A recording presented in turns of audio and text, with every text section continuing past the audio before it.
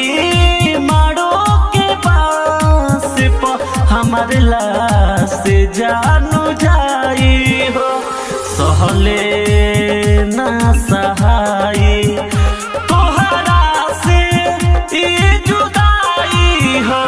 ओही मारो के पास पर हमार लाश जाई हो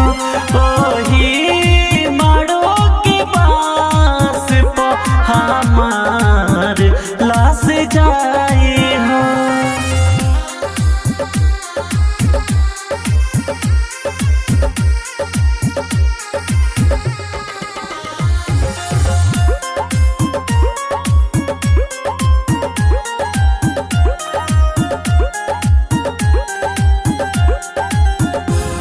हमारे अरथी सजे ये जान तोहार डोलिया हो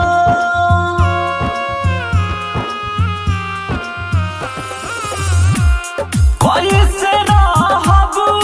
तोहरा बिना सुनले बोलिया हो झकली हो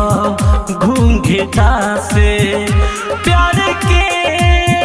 हरवाई हो ओही मारो के पास पर हमारे लाश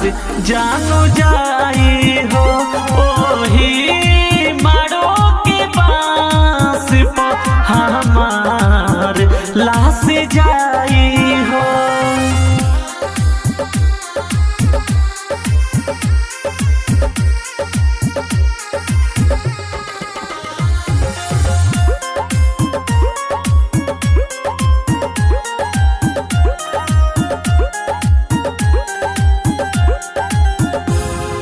जिंदगी के मोड़ पर साथ छोड़लो हो साथ छोड़लो हो राज सुरीला सलमान से नाता जोड़लो हो सपना